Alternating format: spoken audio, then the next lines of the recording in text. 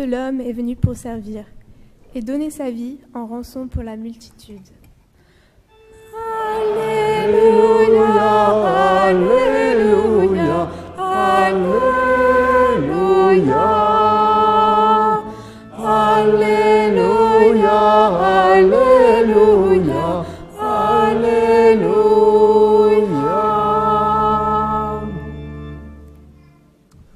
Le Seigneur soit avec vous. Évangile de Jésus-Christ selon saint Marc.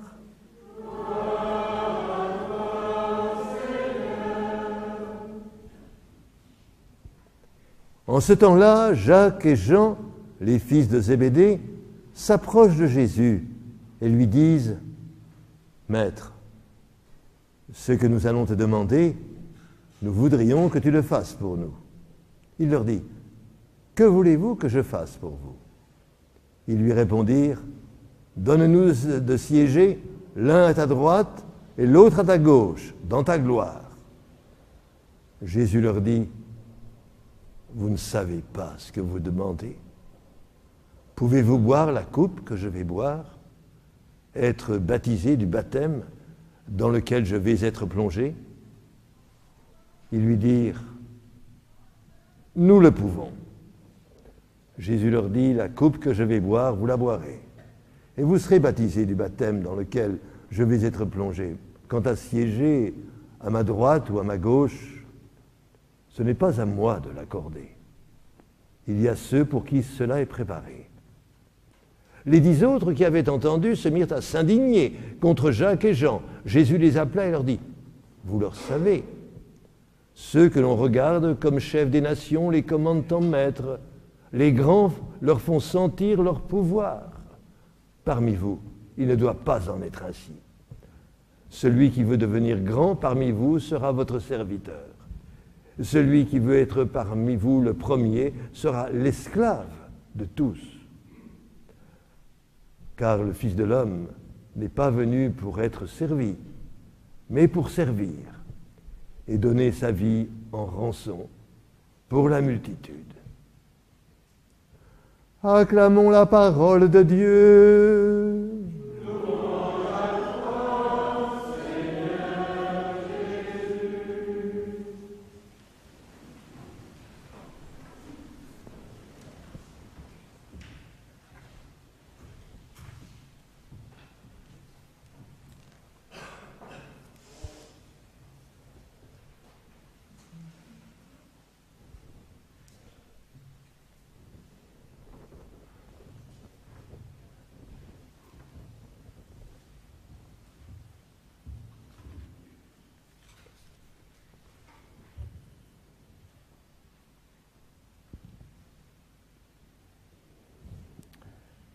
Décidément, ça leur trotte toujours dans la tête. Ils ont discuté discrètement quand nous sommes revenus sur Capharnaüm. Jésus, à ce moment-là, avait essayé de le leur faire comprendre. Vous vous demandez qui est le plus grand? Et de mettre au beau milieu de leur état-major un gamin, un mioche, qui s'est bien demandé ce qu'il faisait là, au beau milieu de toutes ces grandes personnes, à l'allure si sévère et si grave. Et Jésus avait averti en expliquant ce que représentait, ce qu'illustrait cet enfant ordinaire et sans guère d'importance. Si quelqu'un veut être le premier, qu'il soit le dernier de tous et le serviteur de tous. Ah, le problème est donc récurrent et pas près d'être résolu. La maladie des illusions sévit encore et le symptôme s'est aggravé.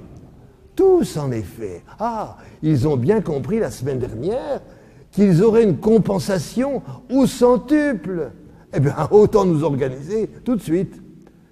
Mais voilà, les 2 Zébédée Brothers. Ils font un peu bande à part. Mais qui sait? Ils ont peut-être bien compris ce qui s'est passé dimanche dernier. Tous, ils n'en avaient pas perdu une miette, n'est-ce pas? Ce brave propriétaire qui avait si bien soigné sa mise en scène. et qui, après tout, avait de bonnes intentions, quoi. La vie éternelle, c'est louable quand même. Enfin, il s'y était quand même, hélas, assez mal pris. Et ce n'est pas la bonne méthode que de vouloir posséder le royaume comme un héritage, un dû, en quelque sorte, qui devait tomber dans son escarcelle. Pourtant, Jésus l'avait aimé, oui, il l'avait apprécié. Il avait essayé de sortir de son ornière, de sa vie assurée, sécurisée, mais rien à faire. Échec total, c'était triste, et pour lui, et pour Jésus. Un ratage, il faut le dire. Et la conclusion était décourageante. Mais Jésus nous avait regardés tous. Il nous avait regardés avec affection. Et ce qu'il avait dit ensuite était du baume au cœur pour nous, qui le suivions ainsi depuis tant d'années. Et Pierre qui n'en rate pas une, avait tenté de tirer les marrons du feu. Voici que nous avons tout quitté pour te suivre. Sous-entendu, alors. Les deux frères ont bien dû saisir quelque chose de tout cela. Ils sont plus malins que nous, c'est vrai, et ils ont compris qu'il ne faut pas demander d'être le plus grand. C'est une demande qui est vouée à l'échec, ni non plus d'ailleurs de décrocher la timbale de la vie éternelle, comme si la vie était un mat de cocagne, plus ou moins savonné de commandements et autres embûches, quand même de quoi allécher nos appétits. Pierre a voulu nous assurer une rente de situation. C'est acquis, d'accord, mais avec des persécutions. Ah, ça, c'était pas prévu au programme. Eux, Jacques et Jean, prennent des précautions. Ils voient loin, très loin. Ils veulent se ménager une bonne place, tant qu'à faire. Maître, ce que nous allons te demander, nous voudrions que tu le fasses pour nous. Il leur dit, que voulez-vous que je fasse pour vous?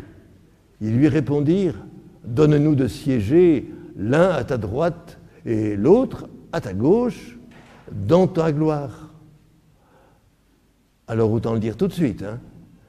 L'un à la droite et l'autre à la gauche de Jésus, c'est exactement ce qui se produira au moment de sa mise en croix. Il sera encadré à droite et à gauche, non pas par deux disciples, mais par deux brigands. Saint Luc aura sauvé la mise de l'un d'entre eux, que nous appelons désormais le bon larron. Et le trône de gloire, escompté par les deux frères, c'est cette sellette sur laquelle le condamné pouvait s'appuyer, non pas pour qu'il puisse se reposer, non, mais pour que le supplice dure atrocement plus longtemps. Voyez-vous, la cruauté humaine a souvent des idées de génie. Cela dit, leur plan de carrière est quand même bien monté. Et ils poussent simplement à la hausse, un tout petit peu, ce qui nous revient à tous, aux uns et aux autres. De l'ambition, sans aucun doute. Ce qui nous paraît d'ailleurs bien embarrassant. Hein. Voilà, alors, d'ailleurs, Saint Luc ne souffle le mot de cet épisode. Et dans Saint Matthieu qui tente de dédouaner les deux frères en faisant porter l'antienne par leur mère. Ah oui, car on sait bien, une mère n'est jamais impartiale quand il s'agit de promouvoir les mérites et la réussite de ses fils. Or, Jésus ne va pas démentir, ni ricaner de ses prétentions. Simplement, il veut assurer que les conditions pour y parvenir sont bien réalisées. Jésus leur dit, vous ne savez pas ce que vous demandez. Pouvez-vous boire la coupe que je vais boire, être baptisé du baptême dans lequel je vais être plongé? Ils lui dirent, nous le pouvons. Jésus les prend au mot, mais cela en 3 temps. Que voulez-vous? Puis, que demandez-vous? Et enfin, le pourrez-vous? Vouloir, demander, pouvoir, 3 actes dans lesquels l'engagement prend forme et s'affermit. Parce que, voyez-vous, ce vouloir qui s'exprime dans votre demande, cela ne provient pas de vous-même, ni de votre propre élan. Tout comme ce pouvoir que vous vous apprêtez à y investir, ce n'est pas le reflet de votre générosité spontanée. Vous voyez, tout cela vient du Père. Ah oui, ça vient du Père qui vous dira sa volonté. Et cette volonté se déchiffre péniblement sur ce fond d'obscurité et d'incertitude qui se dresse à l'horizon de notre avenir, à vous et à moi.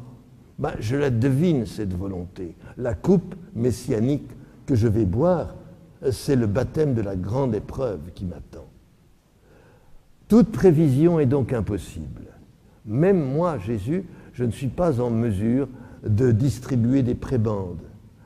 La coupe que je vais boire, vous la boirez, et vous serez baptisés du baptême dans lequel je vais être plongé. Quant à siéger à ma droite et à ma gauche, ce n'est pas à moi de l'accorder. Il y a ceux pour qui c'est préparé. Présentement, vous comme moi, nous n'avons qu'à redire ces quelques mots que je vous ai déposés dans cette prière si essentielle, et ces mots que je répéterai, non sans peine, sous les oliviers de Gethsémani. Que ta volonté soit faite. Donc nous suivrons les conseils d'Augustin. Augustin, cet homme de génie qui saura nous expliquer le vrai de cette prière irremplaçable du Notre Père. Comme il l'avait fait comprendre à ses fidèles du diocèse d'Hippone, en Algérie, au Ve siècle. Ainsi, dit-il, si tu parcours toutes les formules des prières sacrées, tu ne trouveras rien, je crois, qui ne soit contenu dans cette prière du Seigneur, et n'y trouve sa conclusion. On est donc libre, lorsqu'on prie, de dire les mêmes choses avec des paroles diverses, mais on n'est pas libre de dire autre chose. Alors le meilleur exemple, c'était encore cette même demande que vient de distiller cette oraison de ce dimanche que nous célébrons en ce moment. Donne-nous de toujours vouloir ce que tu veux et servir ta gloire d'un cœur sans partage. Et voyez-vous, mes frères et mes sœurs, comme il ne suffit pas de commenter l'Évangile, mais qu'il importe de le vivre, je vais, pour terminer, avoir l'audace de réécrire ce passage de saint Marc à ma manière. Oui, il s'agira toujours de deux frères qui s'adressent au Seigneur, qui s'avancent, et qui s'appellent l'aîné François et le cadet Philippe. Ils s'approchent donc de Jésus et lui disent « Seigneur, ce que nous allons te demander, nous voudrions que tu le fasses pour nous. » Il leur dit « Que voulez-vous que je fasse pour vous ?» Ils lui répondirent « Donne-nous de servir ton royaume. » Jésus leur dit « Savez-vous bien ce que vous demandez ? Pouvez-vous boire la coupe que je vais boire ? Être baptisé du baptême dans lequel je vais être plongé ?» Ils lui dirent « Si tu nous y aides, nous le pourrons. » Nous avons dans notre famille de beaux exemples qui nous montrent que cet appel du règne, cela en vaut la peine, et que si la vie est rude à ce moment-là, elle n'en est pas moins d'une immense grandeur. Jésus leur répondit « Eh bien, vous viendrez à ma suite, et vous servirez chacun à votre manière. » L'aîné reprit « Je ferai tout pour servir ton Église. J'y mettrai ma passion de la vérité. Ce que j'ai d'intelligence et d'endurance, je le mettrai à ce service, avec aussi, bien sûr, hélas, mes défaillances, ma difficulté à m'adresser simplement aux autres humains. Ce n'est pas que je sois distant ni méprisant, non, mais je n'ai pas assurément le contact facile. Et pourtant, je suis bienveillant, au fond. Mais il m'arrive de ne pas savoir le montrer. Je crains d'être déçu ou blessé quand il faudrait prendre le risque de la fraternité.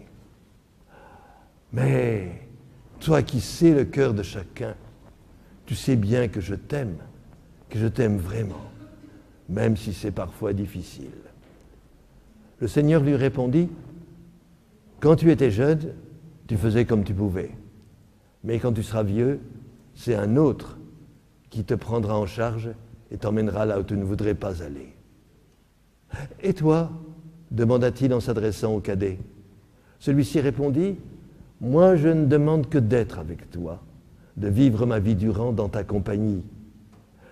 Je suis prêt à abandonner ma vie de banquier, et je te demande, Seigneur, de prendre toute ma liberté, ma mémoire, mon intelligence et toute ma volonté, tout ce que j'ai et possède. Tu me l'as donné, à toi, Seigneur, je le rends. Tout est à toi, Seigneur.